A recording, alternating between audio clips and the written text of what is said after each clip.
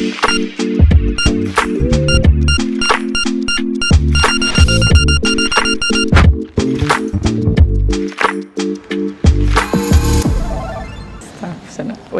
vocês estão me ouvindo? Então, boa noite, gente. Primeiro, agradecer pelo convite, pela organização da Sangue. Vocês sempre são inspiradores, então é um prazer estar aqui mais um ano.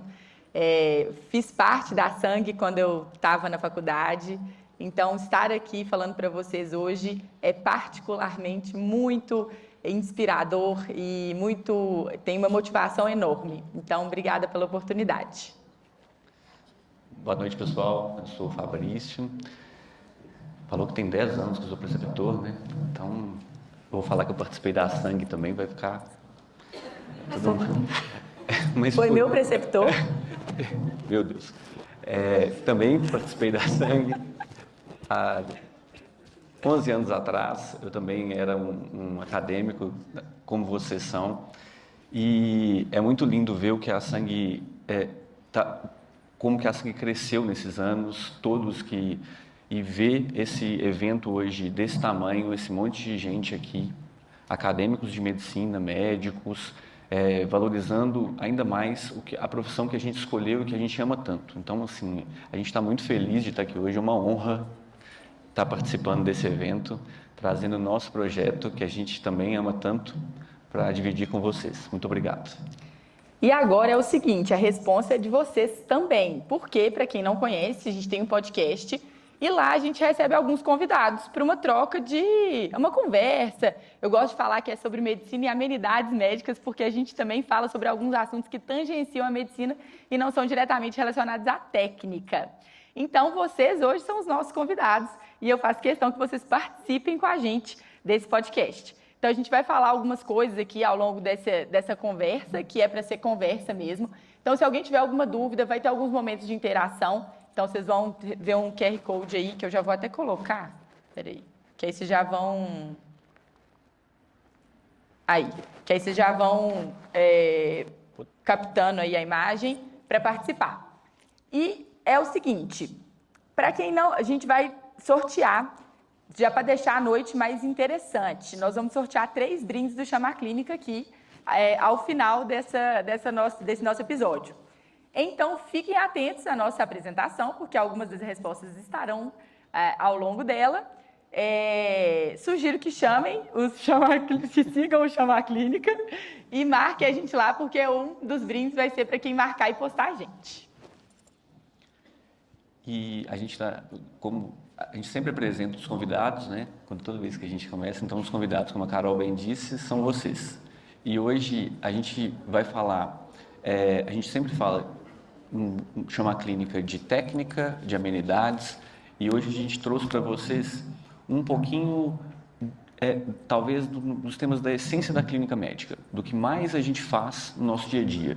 Então, a gente quer que vocês participem mesmo, porque é um tema, inclusive, que o acadêmico de medicina, o médico recém-formado e muitos até médicos já com alguns anos de formação ainda têm dificuldade e ainda tem muita dúvida. Então a gente vai poder dividir com vocês aqui hoje e trocar experiência, trocar bastante ideia aqui sobre um tema que é fundamental, a gente fala para a clínica médica, mas vale para a medicina inteira, né? E eu queria avisar a organização que eu vou levar isso para casa.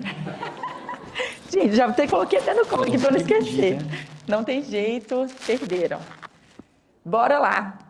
Paciente com história de acidente automobilístico há um mês procura atendimento médico devido a relato de dor em parte posterior do tórax, à esquerda. É uma dor ventilatória dependente, acompanhada de tosse seca, dificuldade respiratória com início a 27 dias. Queixa-se também de sudorese noturna e calafrios esporádicos. Esse paciente foi um paciente que a gente atendeu, um paciente real que nós atendemos no hospital. E era um jovem com essa história de acidente automobilístico e vinha com esse quadro arrastado. Então aqui, e hoje a gente vai falar de raciocínio clínico, a gente começa com a história clínica. É a nossa base, a anamnese que a gente fala é fundamental aqui. Então a gente está diante de um paciente com uma dor torácica, uma dispneia, um desconforto respiratório de evolução subaguda. Já são 27 dias de sintomas que coincidiram aí com um acidente automobilístico que ele teve, começar a iniciar esses sintomas 3 dias depois. Ele já tinha procurado atendimento médico no hospital há algum tempo, então, e retornou depois, ele procurou atendimento no trauma e depois de 27 dias ele voltou conosco. Ele não tinha nenhuma história patológica pregressa mais relevante, só uma internação por uma hemorragia digestiva alta, por doença ulcerosa péptica, há um ano atrás, um ano anterior a essa internação conosco, sem histórico familiar relevante, uma história social com um histórico de tabagismo e abuso de cocaína. Diante, então, desse paciente, esse paciente, então, nos procura, ele internou para a nossa equipe no hospital e a gente, diante desse quadro clínico, dessa história clínica breve que a gente trouxe aqui, a gente já começa a fazer algo que, na prática, nos ajuda muito, que é lista de problemas. Então, ele trouxe para a gente uma dor torácica ventilatória dependente, tosse, dispneia, sudorese e calafrios. Aqui já é um resumo do que a gente já tem até agora de história. É importante, gente, que às vezes a gente vê, principalmente diante de uma imaturidade ali da formação do raciocínio clínico, pular essa etapa. Ah, Carol, mas vocês fazem isso até hoje, de fazer uma lista de problemas? Às vezes não, só que, na verdade, intuitivamente a gente faz. A gente não tem que passar por essa etapa, porque essa etapa já está tão enraizada na gente, e a gente fez tanto isso mecanicamente lá no começo, que agora é muito mais objetivo, é muito mais automatizado. Antes de automatizar, a gente precisa sistematizar várias vezes. Então, às vezes, eu dou aula para o ambulatório dos meninos de clínica médica, no 6º período. A gente dá aula para o internato, no 11º período de clínica médica também. E aí, às vezes, a gente vê os meninos, depois da gente passar um caso, vamos pedir isso, isso e isso. Não, mas calma, o que é a lista de hipótese diagnóstica? Ah, mas não sei. Então, vamos antes. Qual que é a lista de problemas? E aí, a gente consegue, já identificando os pontos chaves, para a gente ir para um exame físico mais direcionado, para a gente concluindo ali o que a gente tem de importante e de mais relevante no caso clínico. Lembrando que eu gosto de falar que a gente monta como se fosse um quebra-cabeça mesmo, né, diante de um paciente. E a gente vai juntando as pecinhas. Quanto mais peça eu tenho, mais fácil de montar. E tem quebra-cabeça que é grandão, tem 4 peças lá, você já bate o olho e fala, isso aqui está dominado. Mas tem quebra-cabeça daqueles de 1.000, 1.500 peças, você fala assim, nossa, peraí que eu tenho que juntar o cinza primeiro, o azul primeiro, para depois você conseguir montar. Então, isso é a complexidade dos casos clínicos. Tem caso clínico que é tranquilo, você bate o olho e resolve a charada. Tem caso clínico que é um pouquinho mais complicado, é claro que a gente não ia trazer o simples para vocês. E a gente escolheu um complicado. Esse caso ilustra bem isso, e a gente teve isso ontem, né? A gente estava com um caso internado ontem no hospital, que internou de quarta para quinta, e a gente fazendo exatamente isso. Porque quando o caso é simples, a gente já viu vários casos iguais, a lista de problemas ela é automática, como a Carol bem disse. Agora, quando o caso é complexo e muitas vezes com muitas nuances, aí sim a gente tem que fazer a lista de problemas de maneira bem sistematizada para a gente poder tentar ser o mais eficiente possível. E aí a pergunta é, diante desse paciente, se vocês estivessem atendendo o paciente, é para simular mesmo, se fossem vocês, os médicos atendendo, responsáveis pelo cuidado desse doente, o que vocês perguntariam? A gente sabe, né, da lista de problemas ali, mas na anamnese, quanto mais completa, mais fácil de eu extrair as informações que eu quero. E aí, a gente deixou umas lacunas no caso, justamente para vocês perguntarem. Vamos ver. Nossa, tem radiografia. Antes da radiografia, tem a gente nem falou. A gente nem falou do exame físico desse paciente ainda. Então, vamos... Eu gostei da febre noturna. Ele não teve febre, só já respondendo. Ele estava internado? Não, não estava. Fator de melhora ou piora. Ele não sabia destacar nenhum fator de melhora da falta de ar. Ele não tinha nenhuma posição, não tinha nada que melhorasse o desconforto respiratório dele, não. Sexo e idade. Sexo masculino, 32 anos. Eu adorei essa parte, que a gente não falou. Não. Teve febre? Não. Febre é uma pergunta super importante nesse caso, viu? Quem perguntou tá de parabéns. Como que é a tosse? Era uma tosse oligoprodutiva com um escarro amarelado. Como foi o acidente automobilístico? Excelente Excelente pergunta, gente. Nós temos que saber o que a gente fala da cinética do trauma. E vocês vão lembrar lá, com certeza essa informação está na cabeça de vocês em algum lugar, existem algumas características que a gente procura para saber como é que foi a cinética do trauma. Então, tatuagem traumática fala a favor de uma cinética do trauma mais alta. Alguns tipos de fratura, e esse paciente tinha uma fratura de externo, também fala a favor de uma cinética do trauma mais alta. Era à noite, ele estava dirigindo para ir para uma festa, distraiu, mexendo no telefone, bateu na traseira de um ônibus. Estava de cinto, mas ele estava tipo a uns 70 km por hora e foi muito abrupto. Então, teve uma cinética do trauma mais alta, ele ficou com tatuagem traumática e teve essa fratura de externo. Então, excelente pergunta. Intensidade da dor e qual período do dia que ela melhora ou piora?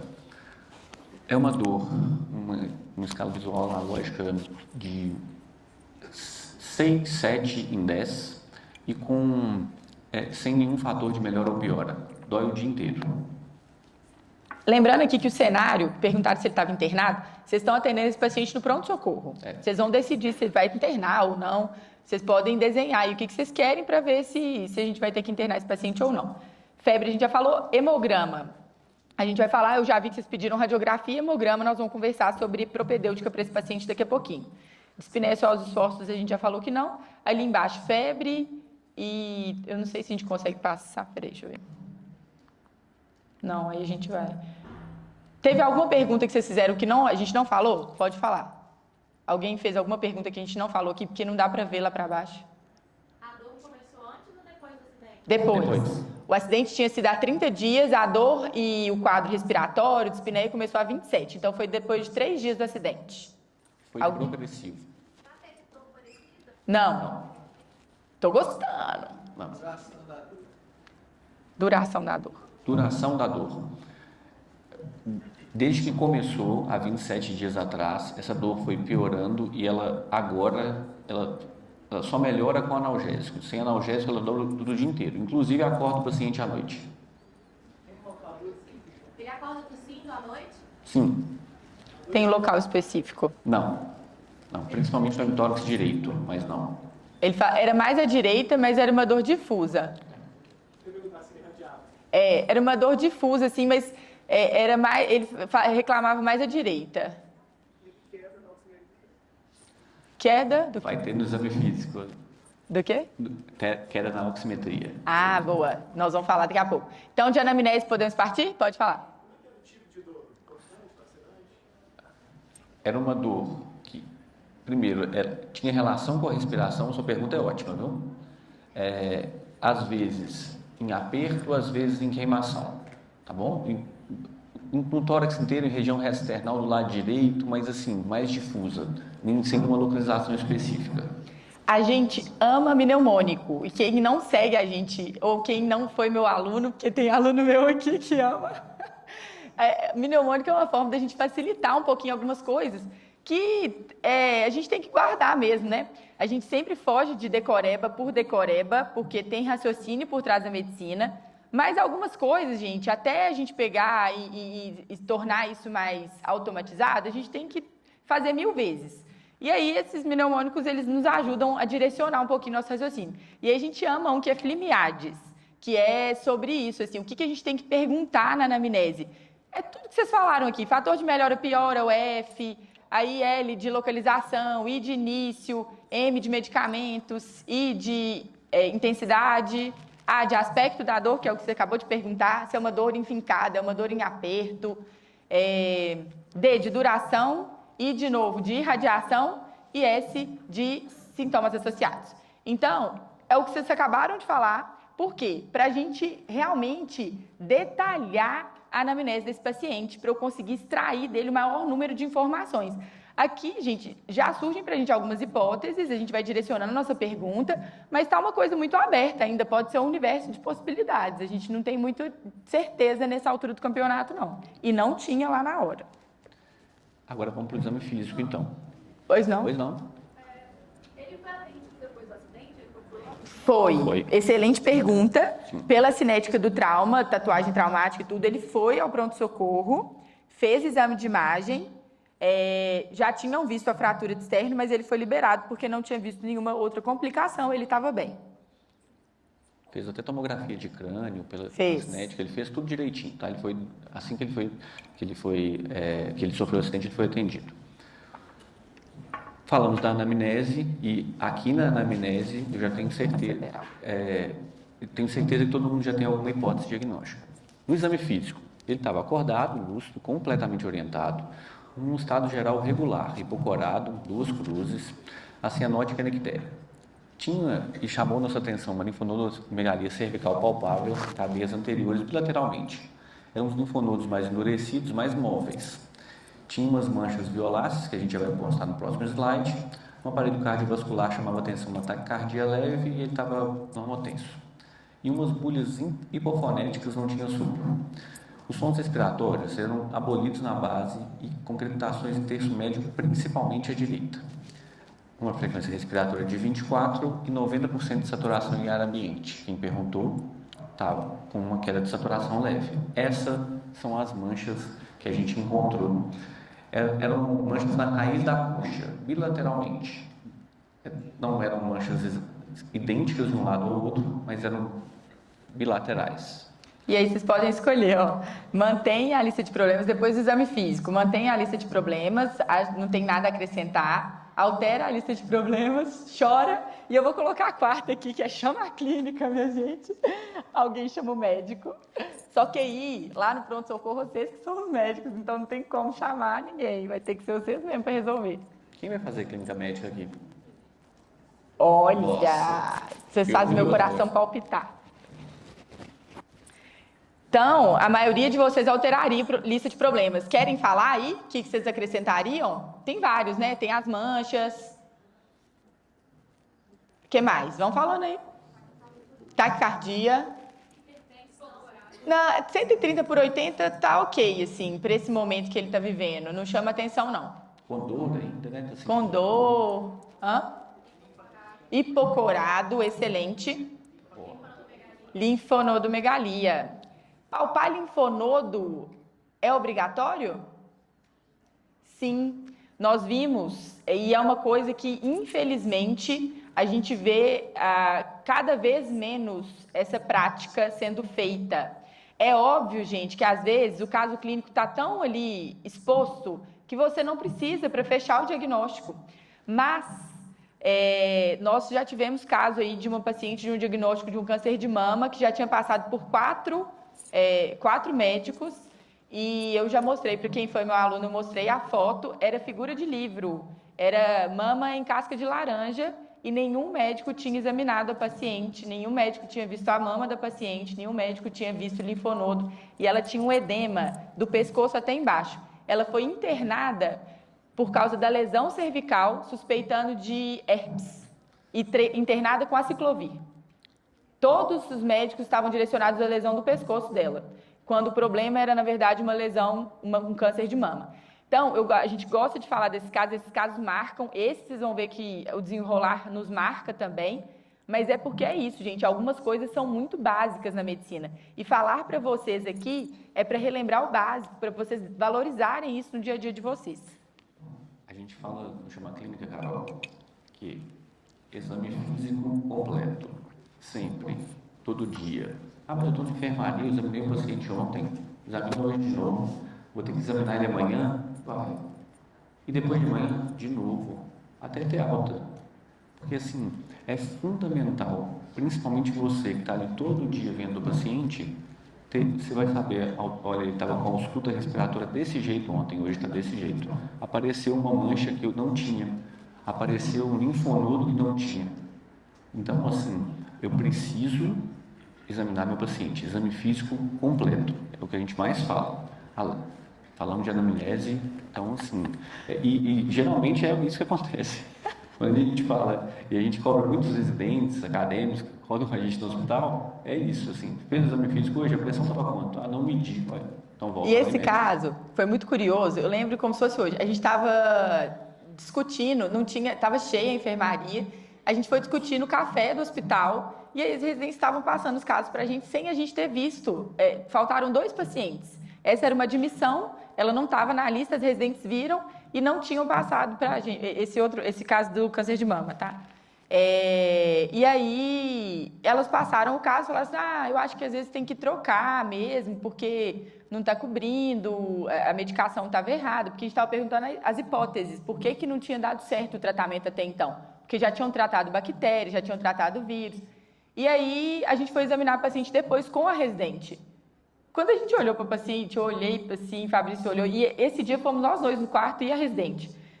E na hora, a gente olhou para o pescoço e olhou para o braço, já tinha um edema super importante. Então, não era nada tão minucioso assim, né? Esse paciente, essas lesões na coxa dele, poderia falar assim, não, Carol, mas vocês veriam isso? Gente, é um paciente que a gente não tem o direcionamento do diagnóstico, aí tem uma regra, é exame físico completo. Vocês têm que palpar linfonodo, vocês têm que examinar a pele. Eu estou procurando pista. Como é que eu vou saber se eu não tenho todas as informações? E essa é uma informação chave. Vou dar um spoiler. As lesões são informações fundamentais. Né? Então, assim, por isso a gente vai frisar aqui história clínica, exame físico completo. É ver o seu paciente todo dia e examinar, tirar, despir o paciente mesmo, descobre o paciente, vê, examina, vê a pele, palpa linfonodo, palpa a panturrilha, vê se tem edema. Isso é todo dia. Isso, se você está na enfermaria todo dia ou toda vez que ele for no seu consultório. Eu já conheço esse paciente tem 20 anos. Então você vai examinar ele como se fosse a primeira vez, toda vez que ele for lá. A maioria de vocês, levanta aí quem está no ciclo básico, levanta a mão. Ciclo clínico, a maioria no ciclo clínico. Então, algumas coisas para vocês aqui são mais automatizadas, né? Por onde começar? Lista de problemas, lista de hipótese diagnóstica, vocês já estão trabalhando isso no dia a dia de vocês. E aí, depois disso, eu vou para a propedêutica e, muitas vezes, eu caminho em direção ao diagnóstico. E quando a gente traça esse raciocínio, e aqui a gente gosta muito de falar, parafraseando a Carol, sistematiza a criatura. E por que a gente sistematiza? Porque é muito importante que a gente, diante de uma lista de problemas, organize nosso raciocínio. E uma forma interessante de organizar nosso raciocínio, por exemplo, para esse caso em questão, é compartimentar, dividir em grandes grupos. E esses grandes grupos são neoplasia, é um quadro infeccioso ou é um quadro inflamatório autoimune? Então, assim, quando a gente fala de lista de hipóteses diagnósticas e raciocínio clínico, sistematizar, compartimentar o raciocínio, às vezes, nos ajuda. Muitas vezes a gente faz isso agora automático, mas principalmente para quem está começando e desenvolvendo o raciocínio, fazer pegar as informações, criar um esquema de doenças e fazer uma rede com esses esquemas, agrupando as doenças, ou agrupando a lista de problemas e hipóteses diagnósticas, é muito importante e nos facilita muito, porque depois vai direcionar a nossa propedêutica. E o objetivo principal, assim, no podcast, no Instagram, é dividir com vocês as experiências que deram certo para a gente, para facilitar o caminho de vocês. A gente, para chegar até aqui, assim, de compartimentar, muitas vezes o ensino não foi tão mastigado, assim. Eu fui aprender essa questão de compartimentalizar, de fazer essa rede de esquema de doenças na residência. Se eu tivesse já com essa prática desde a faculdade, eu imagino que o caminho tivesse sido um pouquinho mais fácil, assim, na hora de construir as hipóteses diagnósticas. Então, essa é uma dica, e a gente trabalha com residente, eu trabalho com acadêmico também, Fabrício também, e a gente vê essa dificuldade quando você vai no quarto, faz o exame físico completo, a anamnese ótima, e aí na hora de juntar as pecinhas e formular as hipóteses diagnósticas, existe uma lacuna ali, existe um abismo. Então, esses exercícios parecem tão bestas, assim, nossa, mas nada demais, uau. Mas faz, vocês verem. E é interessante fazer, Carol, assim, até para o caso mais simples. Sim. Você chegou com dor de garganta, você vai lá, tenta, opa, dor de garganta, o que pode ser? Pode ser isso, pode ser uma infecção, pode ser isso. Então, assim, crie esse hábito e faça esse exercício com todo paciente que chegar, porque daqui a pouco vai virar automático. Então, assim, hoje o caso parece simples, então eu vou treinar no simples. Daqui a pouco chega um caso desse. Aí, na hora que chega um caso desse, se você não está treinado a fazer a sistematizar, você vai ter dificuldade. E aí a gente fala sempre da tríade do raciocínio clínico, que é básico porque tem que ser básico. Algumas coisas na medicina, elas são básicas e são fundamento mesmo, são alicerce do que vocês vão exercer ao longo da vida profissional de vocês. Esse é o pilar, assim, principal. Anamnese, a gente falou muito sobre isso aqui, a importância de uma anamnese completa para a gente coletar as informações. Exame físico, quando eu faço uma boa anamnese, eu vou abrindo umas caixinhas na minha cabeça. Opa, esse paciente tem cefaleia, esse paciente tem não sei o quê, esse paciente tem não sei o quê. Quando eu vou para o exame físico, eu já dou uma direcionada, de acordo com o que ele falou na anamnese. E script de doenças. O que é esse script de doenças? Já é a base de vocês, é o que vocês já têm de bagagem, de conhecimento sobre as doenças. Então, vocês perguntaram sobre febre, sobre aspecto da secreção. Por quê? Pneumonia é uma possibilidade, é uma hipótese diagnóstica para esse doente. Então, vocês só sabem que vocês têm que perguntar de febre, de aspecto da secreção, porque vocês sabem que isso faz parte de uma doença que é a pneumonia. Então, e assim como por aí vai, assim, com todas as doenças. Quando eu sei a fisiopatologia da doença, a apresentação clínica da doença, o manejo da doença, e aí a parte do tratamento, que também é importante, eu consigo formar esse script, que é o conceito, são as características principais de cada doença. E aí, a gente fala muito, Fabrício adora falar que é hora de voo, né? E hora de voo acumula assim. É aqui, ó. É na faculdade, é no ciclo básico. Então, assim, quem está no ciclo básico aí, meu Deus, que coisa, bioquímica, meu Deus. 100 anos. Meu Deus. A gente, microbiologia, maravilhoso. Imunologia. Bioquímica, é a assim, preferida. Aí quando a gente fala isso, assim, e eu gosto muito de falar na residência, eu gosto muito de antibiótico, então eu dou uma aula de antibiótico, eu começo falando de microbiologia. Todo mundo arrepia, assim, eles são do ciclo básico. Aí é aí que a gente forma o nosso script de doença, ele começa no ciclo básico. É ali que eu vou saber onde que eu vou, onde que está a fisiopatologia, onde que está, como que a doença funciona, para depois eu ir para o quadro clínico, propedêutica e tratamento. Então, assim, valorize toda a formação de vocês. Tá? Para vocês construírem ao longo da jornada de vocês, que começa na faculdade, vai embora, né, até anos de formado, o script de doença. A partir, então, da tríade do raciocínio clínico, que é anamnese, exame físico completo, e do nosso script de doença, aí sim eu vou direcionar os nossos exames complementares. Aí, antes de dar o spoiler que eu já dei aqui, o que vocês querem de exame? Vocês tinham falado de radiografia e hemograma. Pode pedir o que vocês quiserem que a gente fala se tem ou não. Dímero. Por que pediria dímero para esse paciente? Pensando em trombose? Porque tem um pouco tem dispneia, dor ventilatória dependente, teve a fratura, teve o trauma. Excelente. Coagulograma normal. Sorologia para HIV. Ótimo, eu vou guardar essa informação. PCR, alto. PCR dele estava... A gente tem aí? 250.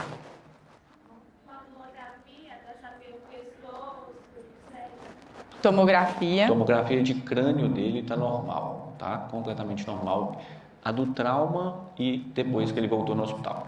E aí vocês querem de tórax? É isso? TC de tórax? Tomografia ou radiografia?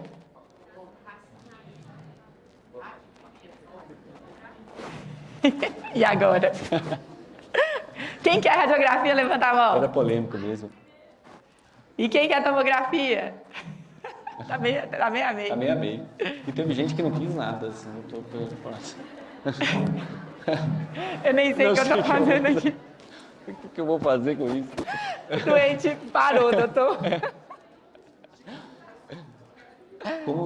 Como empatou, a gente vai decidir. Pela tomografia, foi o exame que a gente trouxe, tô brincando, mas assim, óbvio, a gente tem que usar o exame mais simples primeiro, assim, o raio-x, tá, então assim, a gente é porque nesse paciente já tinha uma história, uma passagem no hospital, já tinha, e a gente acabou indo direto para a tomografia, ele fez a tomografia inclusive no pronto-socorro, assim, mas para o raciocínio de vocês, o raio-x poderia ser pedido primeiro sem problema nenhum. E outra coisa, que essa resposta ela depende do ambiente que vocês estão. Às vezes vocês vão ter disponível só o raio-x.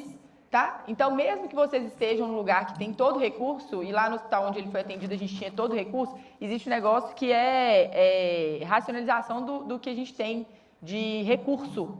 Isso é medicina de alta performance. Eu vou usar o melhor que eu tenho, mas o que for mais indicado para esse paciente. Não é que eu tenho tomografia que eu vou pedir tomografia para todo mundo.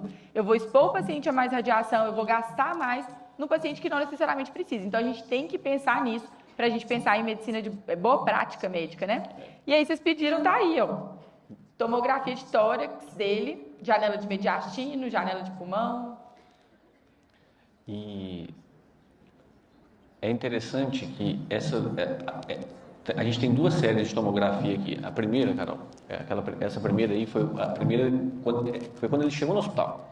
Essa primeira tomografia, a gente já viu aqui que tem justificativa para hipoxemia, para dor. Então, assim, a gente tem a tomografia com a janela de tórax, que é essa aqui, do lado esquerdo de vocês. Tá? Essa Lado direito da tomografia tela. ele fez quando ele chegou e foi internado. Exatamente. Aí vocês veem. Ixi, coloca aqui. Vocês veem. Pode colocar. Dá. Vocês veem que tem um derrame pleural bilateral e chama a atenção do lado direito que esse derrame pleural ele está diferente do lado. E aí é bom que dá para comparar de um lado com o outro. Do lado esquerdo, esse derrame ele escorre bonitinho, assim, vocês veem do mesmo lado, ele é bem simétrico. Agora do lado direito não. Do lado direito você vê parte do pulmão, que é a parte mais escura, em cima e embaixo do derrame. Isso é um sinal importante. Isso é um sinal que a gente tem um derrame ali que a gente chama de derrame complicado. Então, esse é o primeiro problema, tá? Dessa tomografia e o mais importante. Do lado da janela de pulmão, a gente viu um filtrado perilar, já algumas imagens em árvore de brotamento, com alguma coisa disseminando ali nesse pulmão. Depois esse paciente internou conosco, uma semana depois, nessa semana ele drenou o tórax do lado direito, então vocês vão ver que a tomografia melhorou do lado direito, só que ele continuava dispneio, ele continuava com necessidade de oxigênio. E aí a gente repetiu a tomografia e veio essa tomografia que está aí. Junto com isso, ele sentia uma sensação de compressão torácica, opressão e assim, uma fadiga mais importante. E os sintomas estavam piorando mesmo com a drenagem do tórax do lado direito e a melhora do tórax. Vocês viram aí, ó, do lado direito melhorou a imagem, só que do lado esquerdo piorou. Ele estava colecionando derrame do lado esquerdo, que ele não tinha. E chama a atenção, se vocês olharem na imagem de vocês do lado direito ali, no coração, que tem uma grande quantidade de líquido ali ao redor do coração. Na tomografia de tórax... Aqui, como marcar. Tem? Vermelhinho aí. Tem. Aqui, ó. Aqui. Aqui está o coração, né? Está com contraste, então estão os átrios ventrículos. E ao redor do coração aqui, a gente está vendo essa parte hipotransparente aqui na tomografia. Isso aqui é derrame pericárdio. Na tomografia, se viu que era um derrame muito grande.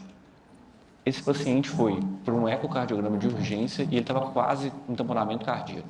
Obrigada. Então, assim, a gente viu um paciente evoluir dentro do hospital, mesmo com drenagem de tórax, tratamento, ele estava recebendo tratamento antimicrobiano, estava recebendo tratamento específico, e a gente viu esse paciente piorar, evoluindo agora com um outro derrame, além do derrame pleural, agora com derrame pericárdio. Então, antes, aqui, alguém quer mais alguma coisa? Hemograma dele estava, você lembra, 9 de hemoglobina, então um leucócito de 5.600, sem nenhum desvio, uma plaqueta de 120 mil. Mais alguma coisa? Podemos passar?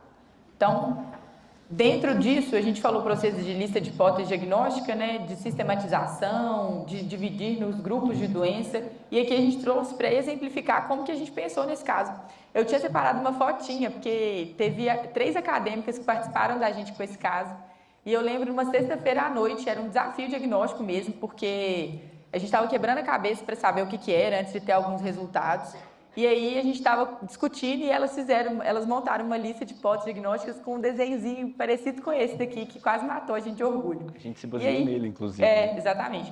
Neoplasia, hipótese ali, linfoma, sarcoma de Kaposi, de infecção, tuberculose, pneumonia, falaram de HIV, tem que pensar nisso. De doenças inflamatórias / autoimune.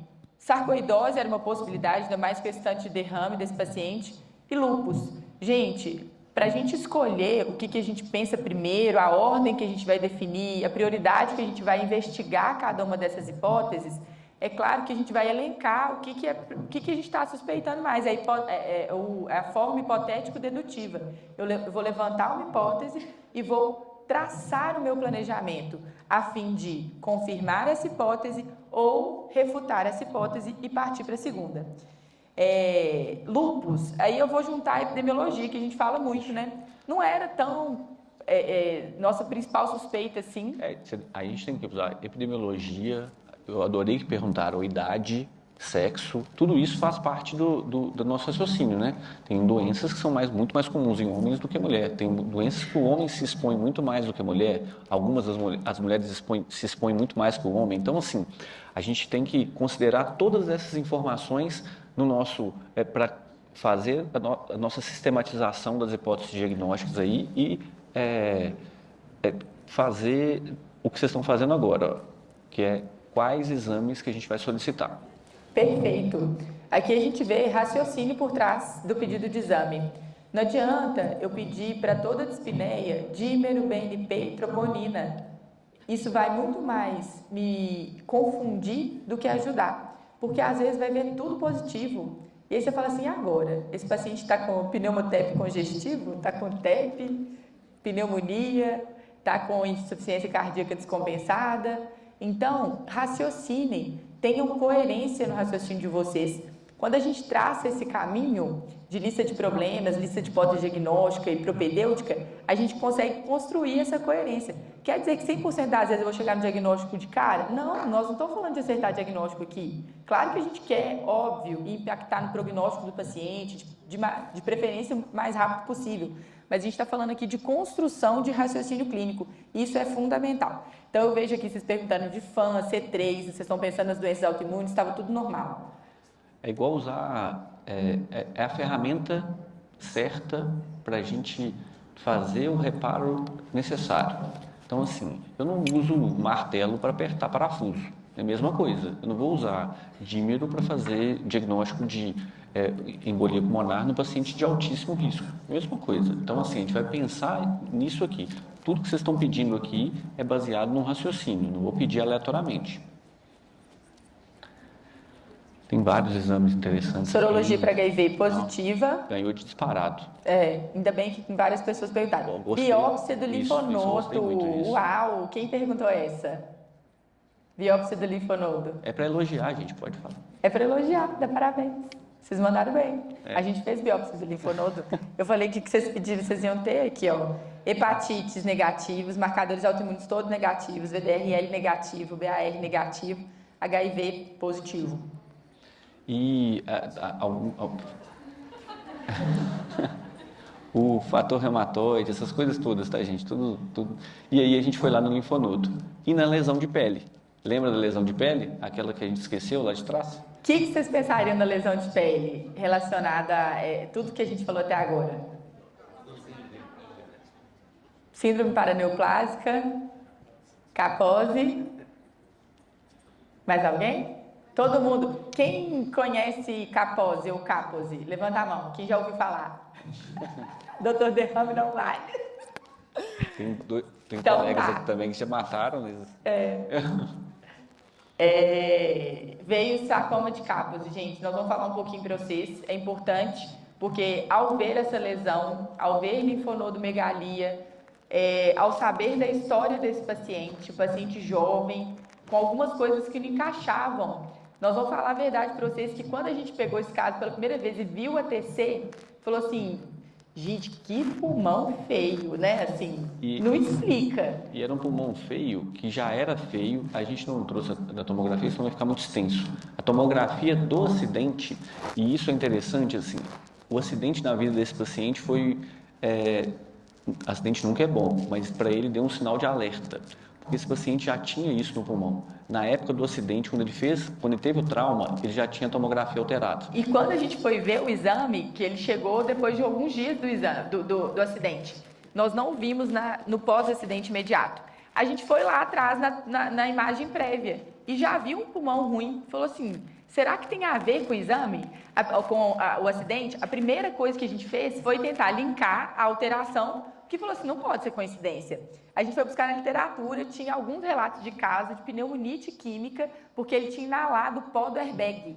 Ao bater, foi um acidente de alta incidência, então ele teve, o airbag estourou e ele inalou o pó. E tinham alguns relatos na literatura disso. Então ele falou assim, pode ser, mas ficou com a pulga atrás da orelha, né? Depois que piorou, falou, não tem jeito. Que pó é esse que depois de 30 dias ele continua piorando? E outra coisa interessante também é isso. Gente, medicina, às vezes, principalmente para o raciocínio clínico, a gente tem que acompanhar o paciente. Então, fica perto do seu doente, fica do lado dele, e do lado é uma maneira de dizer de não se conforme com alguns diagnósticos.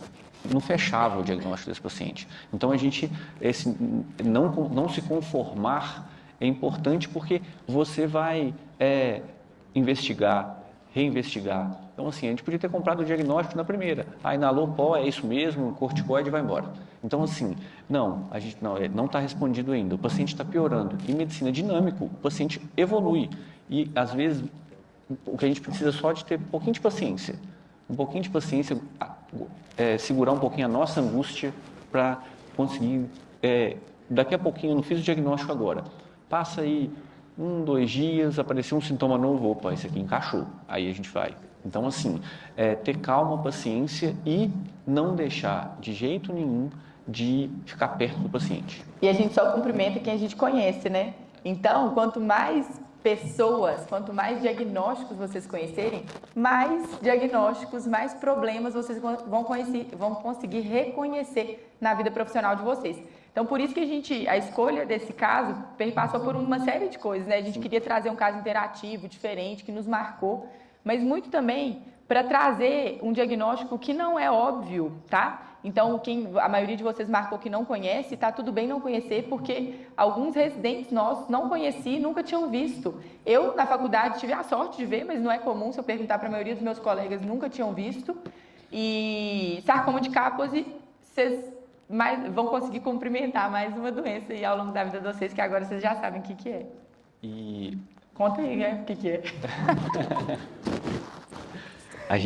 Quando a gente fez esse diagnóstico, assim, e não foi um diagnóstico, isso aqui, com o paciente já tinha quase umas 3 semanas de acompanhamento, assim, não foi simples, assim. E saber dessa relação, gente, é fundamental, do sarcoma e HIV, assim, e a gente trouxe esse dado epidemiológico aí, até de um artigo da Nature, assim, que mostra, primeiro, a incidência de HIV, então a gente vê que na África é muito comum, e a associação com o sarcoma. Então, o sarcoma é mais comum onde tem mais HIV. Então, assim, a gente tem íntima relação dessa doença, do sarcoma de Kaposi, com HIV. Então, assim, saiba, o seu paciente com HIV começou a aparecer essas lesões de pele, derrames cavitários, entre na sua lista de hipótese diagnóstica o sarcoma de Kaposi. É uma neoplasia relacionada mais prevalente em pacientes imunossuprimidos, por isso que essa correlação é tão importante. E a manifestação principal são essas manchas alveoláceas que podem estar em grande número ou podem ser em pequeno número. E é fundamental que a gente saiba disso para a gente fazer o quê? O planejamento terapêutico para esse paciente. Qual que é o objetivo do tratamento dele? Qual que é o grau de efetividade? Aqui a gente tinha 2 diagnósticos, né? HIV e sarcoma de Kaposi. E o tratamento vai ser dirigido ao paciente. Nós vamos conversar com ele. Muitas vezes a gente tem que dividir, principalmente no que diz respeito a prognóstico, doenças oncológicas, perspectivas dentro da gravidade da doença. Dividir algumas decisões com esse paciente, isso faz o nosso tratamento mais efetivo. E aí, parte da investigação e parte do estadiamento desse sarcoma de Kaposi envolve a avaliação da disseminação da doença. Então, é importante que eu saiba quantas lesões esse paciente tem, disseminadas pela pele. Se ele tiver mais de 20 lesões com lesão no trato gastrointestinal, o tratamento é outro, o tratamento é quimioterapia. Se ele tiver menos disso, menos de 20 lesões, ou não tiver acometimento do trato gastrointestinal, eu posso só tratar o HIV com TARV, que a gente trata indiretamente o sarcoma de Kaposi. Olha que diferença. E uma coisa interessante desse paciente foi que quando a gente foi dar o diagnóstico para ele de HIV, que é uma má notícia, e a gente tem que abordar como tal, no que envolve a conversa com o paciente, a delicadeza do assunto, a entender os sentimentos dele em relação a esse diagnóstico, né? Porque existe uma série de coisas que tangenciam o diagnóstico de HIV. E aí, quando a gente foi dar notícia para ele, ele falou assim, nossa, ainda bem que não é câncer, porque meu pai morreu de câncer. E aí, depois de 2 semanas, a gente teve que dar o diagnóstico para ele que ele também tinha câncer. E isso é uma coisa que a gente não esquece, né? A gente esperou, saiu a biópsia, e a gente esperou ele... E era uma possibilidade, assim, quando a gente fez o diagnóstico de HIV e viu essas lesões de pele, a Kaposi era uma realidade mesmo para esse doente. Só que a gente tem que ter hora também para falar as coisas para o paciente, senão a gente leva para o paciente uma hipótese diagnóstica num paciente que já está sofrido de ter uma história prévia na família do pai, e ele sofreu muito com a perda do pai, com câncer, ele viu o pai dele sofrer, então assim, a experiência dele com o câncer foi horrível, muito ruim, tá? Então, a gente estava, além de dar uma má notícia, dando outra para ele péssima notícia. Então, assim, aqui é fundamental outro assunto que a gente vai falar aqui, que é construir relação médico-paciente. E nesse paciente particularmente, por todas essas questões, uma questão social importante, era um jovem super ativo, estava assim, do ponto de vista profissional, chegando no ápice da carreira profissional, então assim, com um monte de planos, tá? E isso para ele receber esse diagnóstico foi muito difícil, e ele reagiu de uma maneira que eu acho que era até natural dele reagir. Ele foi extremamente agressivo, esse paciente tentou evadir do hospital. Então, assim, de tanta revolta e indignação de ter, primeiro, HIV, que me preocupou ele menos, mas na hora que ele viu que essa doença estava associada a uma neoplasia, a um câncer, aí ele, assim, a primeira reação dele, esse paciente saiu do hospital, evadiu mesmo do hospital e retornou daí uma semana pior, tá? Com a doença evoluindo. Mas, com tamponamento cardíaco. Então, assim, por essa dificuldade de lidar com a doença. Então, é muito importante que a gente entenda isso. E a relação médico-paciente é fundamental para isso. Então, assim, por quê? Porque ela melhora a experiência do paciente? Sim, o paciente ele se sentir acolhido é muito importante para o paciente. Então, ela melhora o nosso resultado? Lógico, quanto melhor a relação médico-paciente, melhores resultados a gente vai ter do ponto de vista individual e coletivo. Ela torna nosso sistema de saúde, nossa prática médica muito mais eficiente. Então, assim, e ela mostra para a gente a importância de estar do lado do paciente e nos lembra que não é só nós. Hoje a gente trabalha numa equipe. Hoje a gente faz parte de uma equipe multidisciplinar que nos apoia muito, inclusive nesse momento, tá? Nesse momento de dar a má notícia. Tá? Eu gostaria muito que vocês respondessem essa pergunta. Assim, quem de vocês se sente apto a dar uma má notícia? Essa pergunta, gente, inclusive foi tema de um artigo que a gente vai citar, mas assim, essa pergunta é muito interessante, muito mesmo. Independente da época que vocês estão, se todo mundo puder responder. E muitas vezes nós vamos dar más notícias, nós temos que nos habituar e nos capacitar para isso. E o que a gente vê na prática é que a experiência do paciente e o grau de relação que ele tem com a gente está muito mais embasado na relação que a gente construiu do que só na notícia. É claro, gente, que ninguém quer receber notícia ruim, mas quando você dá uma notícia ruim, só que você tem uma relação, o paciente confia em você, ele acredita que você está apto a preparar o melhor para ele consegue encarar o processo de uma maneira diferente. Esse paciente ele voltou no hospital, mas ele poderia ter sido atendido e foi por uma outra equipe que o atendeu no pronto-socorro. Ele internou de novo e falou assim, não, eu quero ser atendido pela equipe do Fabrício, da Carol, porque eles que me diagnosticaram e apesar dele ter ido embora, a revolta dele não era com a gente, era com ele mesmo, com o que aconteceu, com o diagnóstico, enfim, uma série de coisas. Mas isso retrata a importância de uma boa relação, de uma construção disso. E quando a gente fala isso, assim, o paciente, muitas vezes nós, na nossa imaturidade, a gente acha que o paciente está revoltado com a gente. Leva para o pessoal. Não. Então, assim, é entender por que ele está revoltado. E a revolta dele não era conosco. Não. Era com o diagnóstico, com tudo que ele viveu de câncer anteriormente. Então, entender isso e acolher o paciente, falar assim, a história não vai ser igual. A sua história é diferente. E a gente está aqui para te apoiar, para te segurar. Nosso tempo acabou. Então, nós vamos dar uma acelerada aqui, porque o assunto não acabou. Mas a gente está no final já. Isso aqui a gente trouxe de um artigo para vocês, que é o que os recém-formados acham mais difícil na hora de dar mais notícias. E o principal aí de vermelhinho, lidar com a emoção do paciente, e o azulzinho, ser honesto sem tirar a esperança. Gente, às vezes, na verdade é sempre difícil, né? Eu lembro que particularmente, esse caso aí, eu fiquei meia hora sentado na frente do quarto dele, pensando como que eu ia falar com ele. E sempre marca a gente está falando de um caso aqui que marcou, assim como tantos outros, mas a gente consegue construir e sistematizar, encontrar a melhor forma de fazer isso. Como? Desenvolvendo ao longo do curso soft skills e hard skills. Não adianta, soft skills não sustentam uma boa prática médica. É importante, importantíssimo, a gente sempre fala disso com vocês. Mas a técnica é importante, porque na hora de eu traçar o planejamento com esse paciente, eu tenho que saber o que é sarcoma de Kaposi, saber qual que é o tratamento, saber por que ele tem que fazer uma endoscopia, por que ele tem que fazer colonoscopia. Ele já tinha submetido, gente, a derrame, a uma drenagem pleural bilateral, drenagem pericárdica. Pensa o sofrimento desse doente, quando eu falei com ele que ele ia ter que ficar de preparo para fazer colonoscopia e endoscopia. Então, todo dia era notícia ruim no quarto dele, todo dia.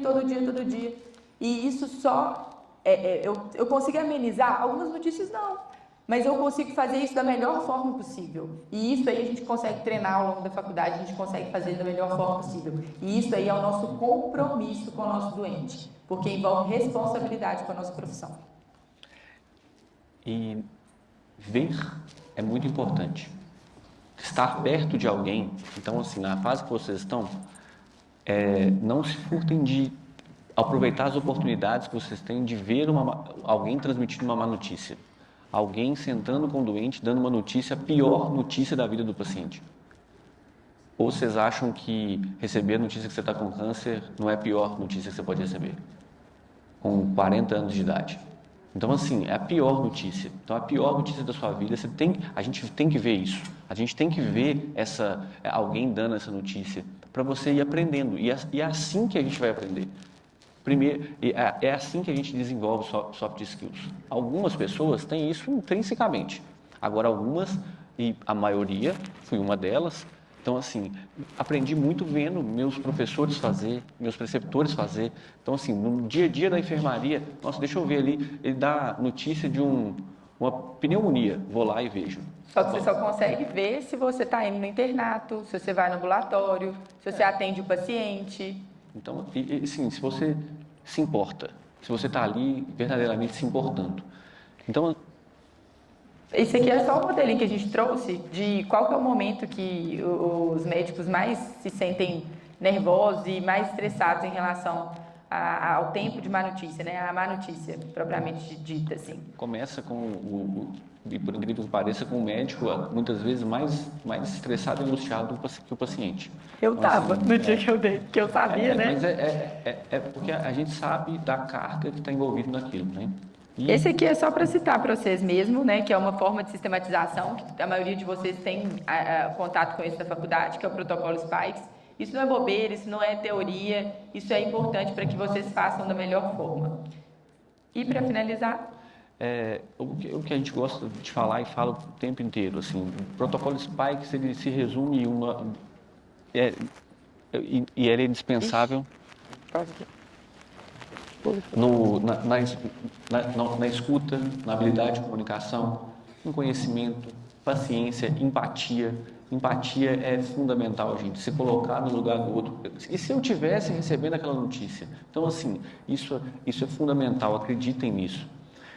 E aí, nessa construção toda, nessa dificuldade toda, nesse processo, a gente tem algumas coisas que podem nos deixar perdidos. Então, quando a gente é desorganizado na interpretação dos dados, quando a gente, na hora de gerar a hipótese diagnóstica, a gente não conhece, não forma, não sistematiza as coisas direito. Na hora de selecionar essas hipóteses, a inexperiência nos atrapalha muito. E, na hora de fazer o plano terapêutico, vem a insegurança primeiro, do processo anterior não ter sido mais adequado e, segundo, de não conhecer mesmo o tratamento daquela doença. E, para finalizar, Carol, assim, a gente conversou hoje sobre um tema que, primeiro, a gente já falou que a gente gosta muito e queria deixar para vocês essas mensagens, para vocês guardarem e saberem que medicina, e tem gente em todas as fases aqui da faculdade, da trajetória médica, mas a essência a gente quis trazer aqui, que o raciocínio clínico, ele é hard skills, que é técnica, é conhecimento, é o que vocês estão buscando, estudando, e soft skills, que vocês vão aprender na prática, que vocês vão aprender vendo, tá? A relação médico-paciente é pilar para isso, gente, é um pilar. A gente está aqui pelo paciente, vocês estão se formando pelo paciente. Então, assim, acreditem nisso, se importem com ele. Ele é o centro do cuidado de vocês. Particularmente, essa parte de medicina maratona, né? Que a gente gosta de falar, quando a gente está no meio do curso, a gente fala assim, nossa, mas falta tanto ainda, e depois você forma, tem residência, e às vezes outra residência. Mas é isso, não queiram apressar essa etapa da formação de vocês, porque é importante, isso vai fazer diferença na prática médica de vocês. E fazer além do básico é fundamental se você quer construir uma carreira de sucesso. 90% do sucesso se baseia simplesmente em insistir. Insistam. A gente está aqui hoje falando para vocês porque certamente a gente fez além do básico. O Dr. Derram, outros tantos exemplos que falaram aqui e que vão falar ao longo desse congresso da sangue. Antes de tudo, gente, a gente quer ser exemplo para vocês de que nós não somos, nunca fomos alunos assim, nossa, primeiro da turma, que aprende super fácil. Desmistifiquem isso, não é sobre isso. É sobre correr atrás, sobre ser comprometido com a formação de vocês. Quando a gente fala que a gente precisa insistir, a gente precisa estar... não desistam, foquem e façam sempre o melhor de vocês. Busquem o melhor. Independente de qualquer lugar que vocês estejam fazendo, tudo que vocês estão fazendo, busquem o melhor, sempre. Sempre mesmo. Vou deixar um merchan para a Carol. Ela é melhor de merchan que eu. Esse aí, eu não podia ficar sem o merchan. Coloca aí a câmera de vocês que nós vamos fazer um evento gratuito online semana que vem, decifrando o exame de imagem. Para todo mundo que gosta de imagem ou que não gosta, é obrigatório. Não tem como a gente formar médico sem entender pelo menos o básico. Se você ficou perdido aqui, o Fabrício mostrando direito, você entendendo esquerda na tomografia, esse é o curso para você. Você precisa do Decifrando o Exame de Imagem. E é isso, gente. Foi um prazer. A gente se alongou aí, mas a ideia era ter essa troca com vocês e compartilhar um pouquinho desse caso, que foi um desafio diagnóstico, e muito mais do que o desafio diagnóstico em si, como foi trilhado esse caminho até o diagnóstico, porque é isso que marca a gente e é isso que fica para os próximos casos, né? Porque nunca o sarcoma de Kaposi é só o sarcoma de Kaposi. Ele é o sarcoma de Kaposi no paciente X, que a gente lembra direitinho. Então, foi um prazer estar aqui com vocês essa noite e eu adorei a participação.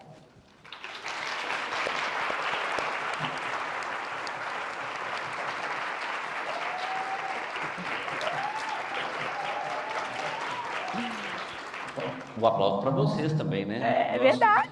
A participação hoje foi de vocês. Nosso convidado especial. Obrigado, gente.